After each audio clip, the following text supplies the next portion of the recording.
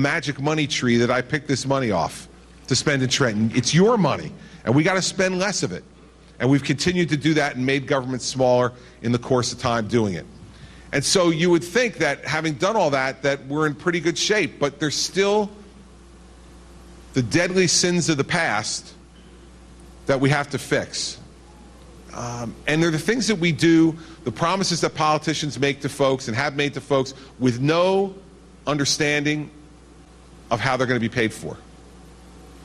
And those big things right now are pensions and health care, health insurance for public workers. So let's talk about that real quickly. Health insurance for public workers. Not me, the Obama administration has characterized the type of health insurance that we provide to public workers in New Jersey as Platinum Plus. And since I have it, I can tell you it's Platinum Plus. 7 weeks ago, Mary Pat called me on the way home from Trenton, and she said, hey, I got to go to a Bridget basketball practice. You got to go pick up the prescriptions at the drugstore on your way home. So I stopped at the drugstore in our town to pick up the prescriptions, and we picked up 4 of them. And the total cost to me was $12. Now listen, everybody, I don't know what those prescriptions really cost, but it wasn't $12.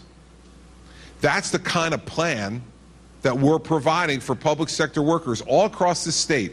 And before I became governor, they paid nothing towards that insurance, nothing towards their premiums, zero. The public paid all of it. In 2011, we did pension and health benefit reform that put in a sliding scale, so the more you make, the more you pay towards your premiums. Seemed fair.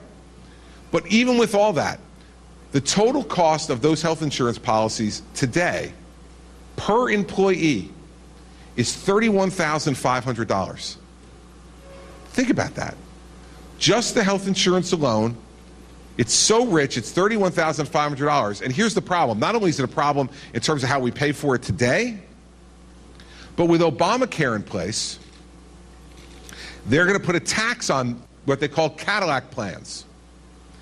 And if you're giving a plan that's richer than what they think you should be giving as an employer, and they believe gold should be the top standard that anybody gives, we're at Platinum Plus.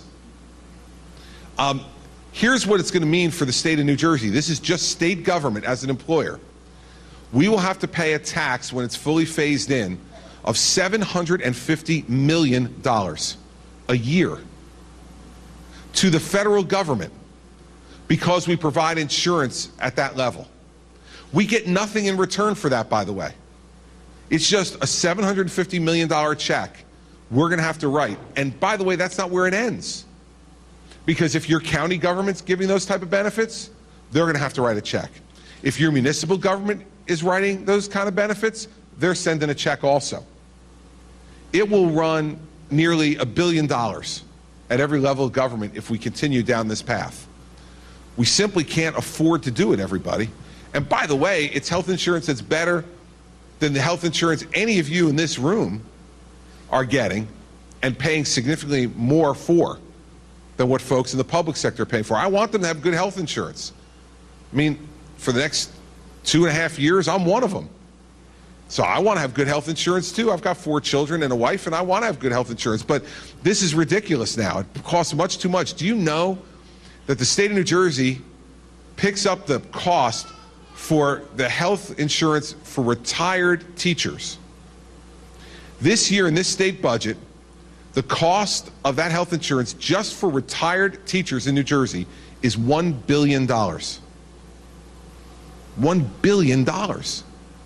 So the costs here are exorbitant. They're out of control. Add to it then the pension problem. The average pension for a public worker in New Jersey is over $39,000 a year. The average in the other 26 states, or 49 states, is $26,000 a year. You're thinking, does he really think there's only 27 states? No. I do know there's 50. The average in the other 49 states is $26,000 a year. So our pensions are $13,000 a year richer. Why? Well, because we pay people more money. We pay more people more money in the public sector than other states do. In fact, there was a report that came out just a few weeks ago that said we now have the highest paid police officers in America. The average police salary in New Jersey, average, that means there's as many more than this as there are less than this number. So get ready. $92,000 a year is the average police salary now in New Jersey. And so pensions are calculated for everybody off of their salary. Now, we reformed pensions in 2011. Senator Orho, Assemblywoman McHose, we worked together to make sure that this got done in 2011, and we made the situation better. We increased what public employees have to pay towards their pensions. We increased the penalty for early retirement. We got rid of cost of living adjustments. And we raised the retirement age because everyone's living longer. That's a good thing. It's a good thing we're living longer, but if we're living longer, we have to work longer. And so we did those things, and those things saved $120 billion for the taxpayers over the next 30 years. Despite that, we still have a huge problem, and underfunding somewhere between $35 and $40 billion on the pension fund. You know, we need to correct that problem. That's a problem I inherited because we've paid more into the state pension system than any administration in history. In fact, we paid $4.2 billion into the pension system. The last 5 governors before me, over 15 years, paid a total of $3.4 billion. So we paid $800 million more in 5 years than they paid in 15. That's a problem. The other problem is all the promises that were made of how rich these benefits were, and nobody figured out how to pay for them. So now the chickens are coming home to roost. And I'm not here just to tell you about the problem. We put forward a second plan that I had an independent commission come up with that said we could fix it without cutting anybody's pensions. The way to fix it is this: take the health benefits of all the public sector workers in the state from Platinum Plus down to Gold. If we did just that, the savings per year would be $3 billion. You take that $3 billion and you put it towards the pension fund every year. That would help us to pay off the unfunded liability and keep everybody's pensions at the level that they were promised. I also say let's turn over the pension funds to the unions. Let them run them. Get away from the politicians. Don't let the politicians deal with them anymore. Don't let them set benefit levels. Don't let them make promises that they can make in a campaign to get a vote and then not worry about having to pay for. Give it to the unions. That's their folks. Let them make the determinations on what to do with the pensions. Let them make the determination on how to deal with the level of benefits. And if we do those things, we'll be able to fix this problem. And I don't think it's any national secret that I have had my conflicts at times with the teachers union in this state. I think all of you are probably aware of that. But starting near the end of last year, we started in quiet, secret negotiations with the teachers union to try to get everyone on board with this plan. And in February, they actually signed a framework with us to say, this general framework we're willing to consider, and let's try to finalize the deal. And then, just a few weeks ago, they announced they're walking away. They don't want to negotiate anymore. They want everything that they're getting now, and they don't want to give anything back. No negotiations. Listen, everybody, if I'm willing to negotiate with them, they should certainly be willing to negotiate with me. And in the end, it's their members who are going to pay the price, because we cannot afford this system. We simply can't. We're one of the highest tax states in America to begin with. And let me make you understand, if we were going to make the full payment to the pension, which would be about $4.5 billion per year, here's what we'd have to do to your taxes to afford to pay for it. We'd either have to, one or the other, and if any of you are enthusiastic about either of these, raise your hands when I say it. We'd have to raise the sales tax from its current 7% to 10%. Anybody like that? No, I didn't think so. Okay, let's try alternative 2, because really there's only 2 taxes that generate a lot of money in the state: the income tax and the sales tax. Those are the 2 biggest ones. Corporate business tax generates a few $billion, but it's not big enough to make the difference we need to make here. Second one is the income tax. we would have to raise the income tax on everyone in New Jersey, not just some people. Everybody who pays the income tax would have to go up 29%. Don't like that one either, huh? Okay. Because what you're going to hear over the course of the next 6-8 weeks from the Democrats in the legislature is the governor should make the payment. Okay, I'll make the payment. Where's the money coming from? Happy to make the payment. I've made more payments to the pension than anybody. So where's the money coming from? They're going to say to you, let's tax the rich people. Okay, we tax the rich people pretty hard as it is already. In fact, so hard that last year, 10,000 millionaires left New Jersey. 10,000 millionaires left New Jersey. They want to tax them even more. Okay. They're going to tell you that that raise is somewhere around $600 million. I think that's probably exaggerated. It's probably closer to 450 to 500 million.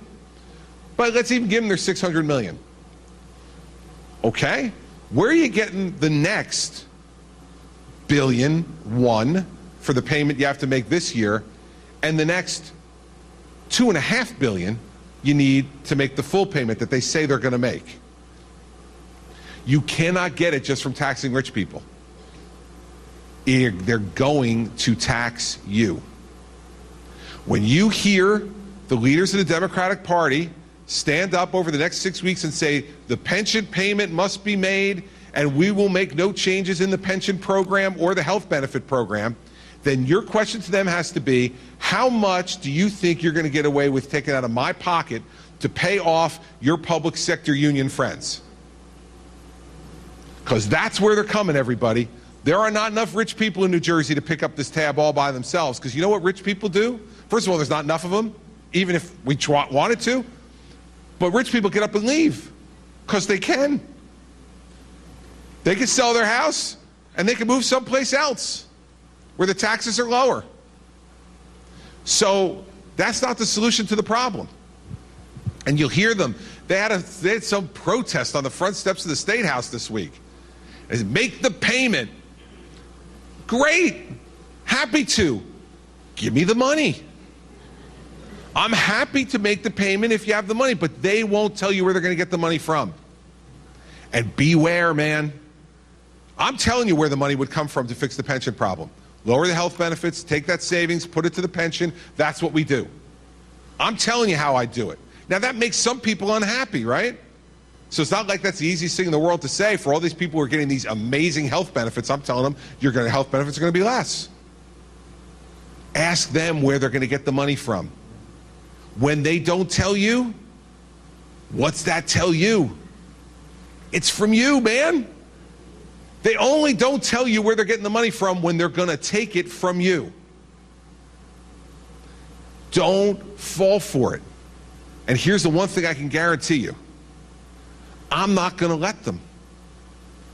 I did not get elected and work as hard as I did over the last 5.5 years controlling taxes in this state, creating new private sector jobs. Over 180,000 new private sector jobs have been created in my 5 years.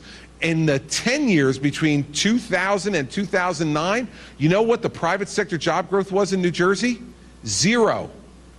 Zero net private sector jobs when the Democrats were in charge. Zero. Why? Because they jacked up taxes, they jacked up spending, they jacked up regulation, and they drove business out of this state. Now, those are the facts, everybody. And now I hear the Senate president complaining there's not enough jobs in the state. Well, amen, Steve. I'm with you. There aren't enough jobs. Why don't you reduce taxes so people actually want to create jobs here? But he can't do that, because if he did that, he'd have to go back to his Democratic constituency and say no to them about something. And one of the things I've done a lot over the last 5.5 years is say no. It's never pleasant as a politician.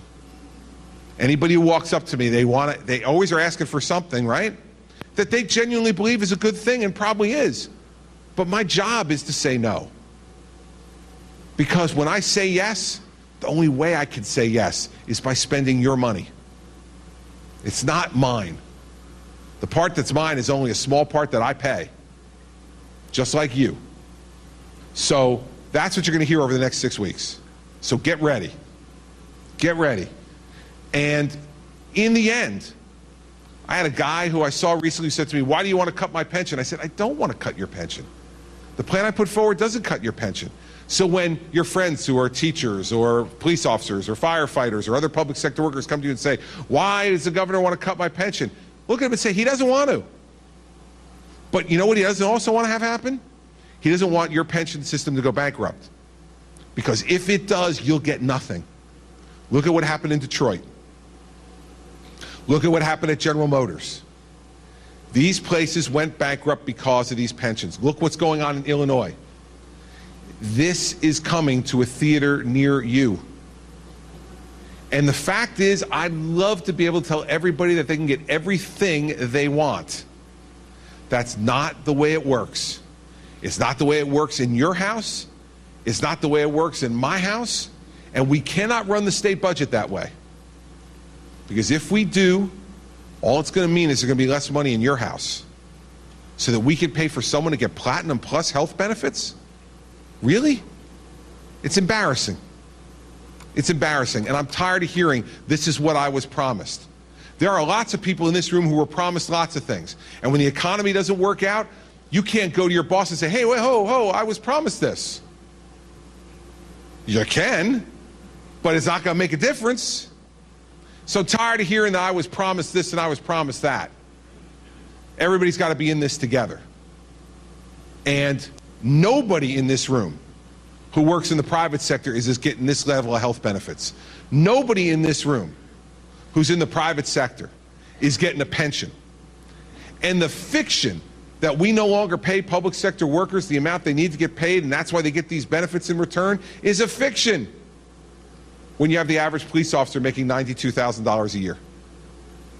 So we need to tell each other the truth, everybody. And I'll end with this and take your questions. The easiest thing in the world for me to do, I got 2.5 years left, right? I can never run for governor again. You've elected me twice.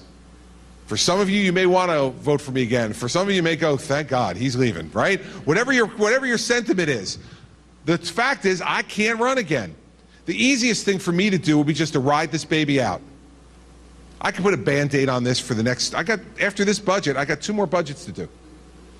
I could put a Band-Aid on it, make certain accommodations, turn my head, and not talk about this. But that's not what you elected me for. I am not under the illusion that you elected me for my charm and good looks. That is not why you all elected me. You elected me because you thought a number of years ago that I was just tough enough to do this. And I'm not going to let you down in my last 2.5 years on this job by taking the easy way out. And the folks who do this, that's what they're doing.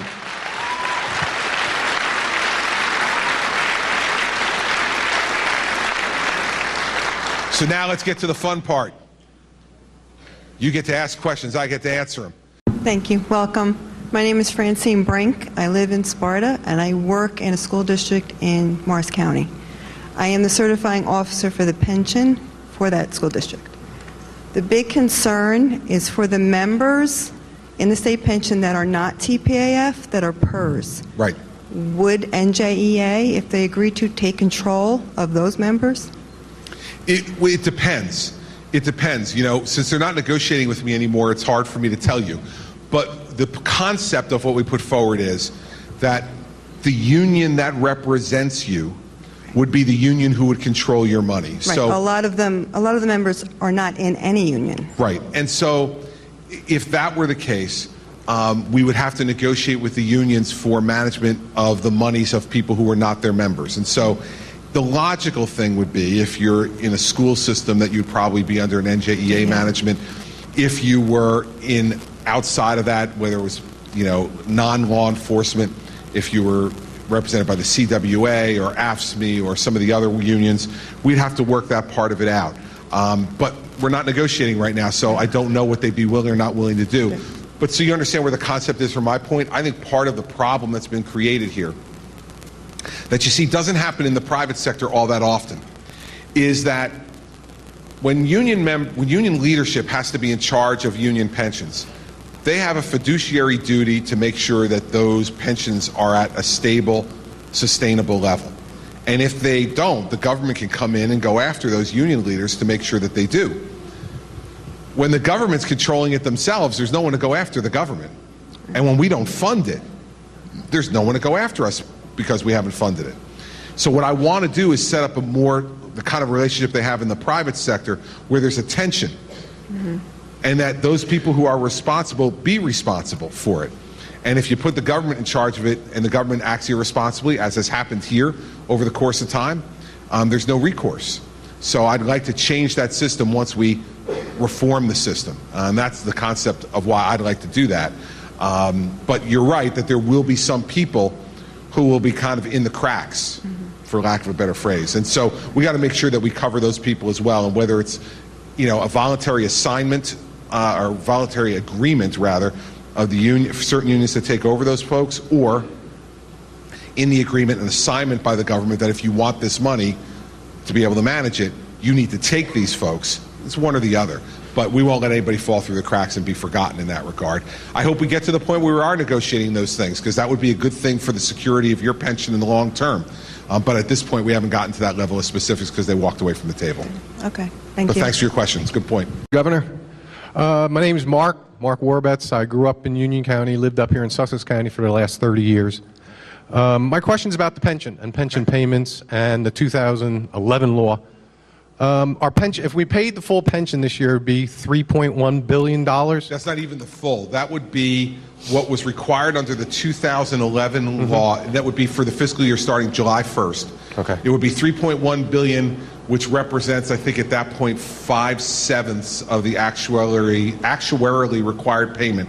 The full payment, if we were to make it, would be $4.5 billion per year from here forward. But, Okay. But just as per the 2011 law, it'd be 3.1. Law is $3.1 billion. Okay. And the budget, I believe, is $33.8 billion. Ballpark. All right. Yep. Rounding everything off. Yep. So if we do the mathematics, we would have $30.7 billion left over after we made the full payment. So my question is, if we make the full payment, then we meet our obligations and we still have the $30+ billion left. Don't you think we should keep our promise, fund the pension, and allow this to continue, and at the same time not get our bond ratings knocked down and meet our obligations? Yeah, no. Because Okay. what I would like you to do is come to my office and tell me where you're going to find the additional $1.7 billion out of the 30. So let's start with education funding. Education funding is $12.5 billion of the $33 billion, and we're not allowed to touch that per the Supreme Court. So $12.5 billion is off the table for openers. You then go to Medicaid. Medicaid is not an optional payment for us either. It's a partnership with the federal government, at some level 50-50, at some level 90-10. If we try to reduce Medicaid funding to help pay for this, not only would we hurt the poor people who rely on Medicaid to get their health treatment, but also the federal government would come back and do something they call clawback. If you reduce the benefits, they then come back and take, for a period of time prior to that, all the money they gave you for their 50% share, and you got to pay it back. So it's not only what you would reduce it and how that would hurt folks, but also you'd have to write a check to the federal government for Medicaid. Yeah. That's a multi-billion-dollar part of our budget. Okay, but what I want to get point across is maybe there is a solution to this, because if... What? What's the solution? Maybe shared sacrifice would be a solution. Like we've taken it from the police, the fire, the school teachers, the workers. No, what have we taken? The sacrifice. They're paying more and getting less. They're not getting less. They're getting exactly what they got before. The pension benefits have been decreased. No, the pension benefits have not decreased. There's no more COLA. Well, Teachers, the workers are having more taken. COLA? Are you serious? Well, that's a benefit, isn't it? COLA? I mean, the fact is you're telling me that that's a sacrifice, that you don't get an increase in your pension every year that you didn't pay for when in fact you were in the system? But wasn't it once a benefit that was taken away? And current workers are now paying more out of their salaries for... Current workers are paying more because current workers weren't paying any, and still are not. Okay, so... wait a second, are still not paying anywhere near what they should be paying for the benefit that they're getting. They put in a fraction a fraction of what they ultimately get in return. A fraction. I'm not arguing with that. What I'm saying is they've been getting a bargain for years. So we're not even yet close to where they're paying what they should be paying, even with the 11 reform. Well, back to shared sacrifice. Yeah. The police, the fire, these people have paid more in. Their benefits have decreased somewhat, but we haven't gone after everybody. Who haven't we gone after? Well, if we you want to go let's after just the poor people in Medicaid. No. Okay. Why don't we think about? Do you want me to cut education funding to the kids in schools in New Jersey? No, which but I'm, by the way, not allowed to do. But we could possibly look into rolling back some of the benefits we gave tax credit-wise to 2008, 2007 levels for corporations and some of the rich for the time being till we got our feet underneath ourselves. What benefits did the rich get exactly? Since the year 2001, taxes have gone up on the wealthiest in this state. Consistently gone up on the wealthy. In fact, to the point where we have the most progressive income tax system of any state in the country. The rich in New Jersey pay a higher percentage of the overall income tax than in any other state in the country. We have a millionaire's tax in this state that starts at $400,000 a year.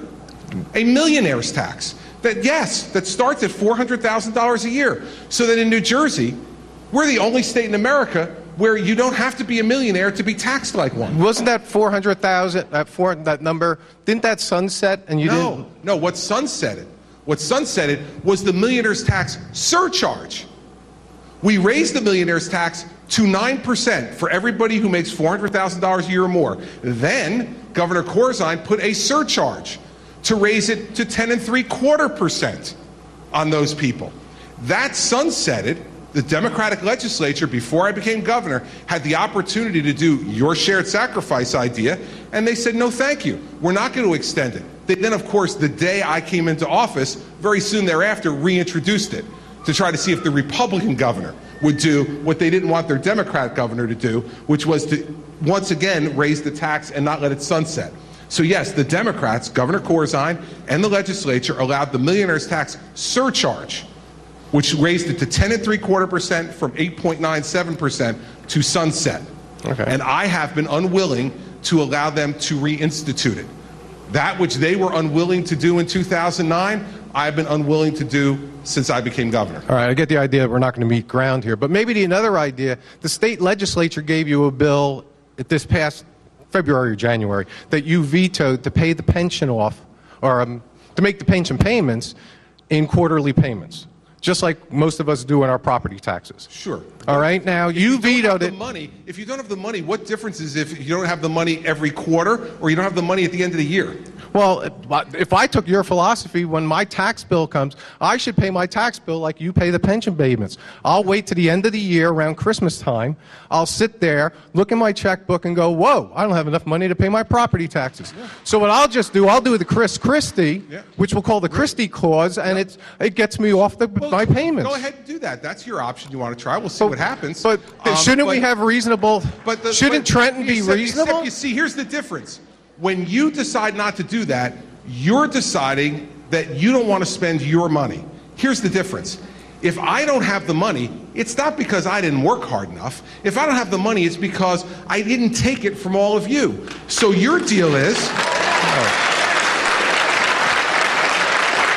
what you want me to do, and I understand, you want me to raise taxes on everybody else to make this payment. When these folks get higher benefits, higher and better benefits than anybody who is paying for it, and they get better and richer long-term benefits than anybody who's here.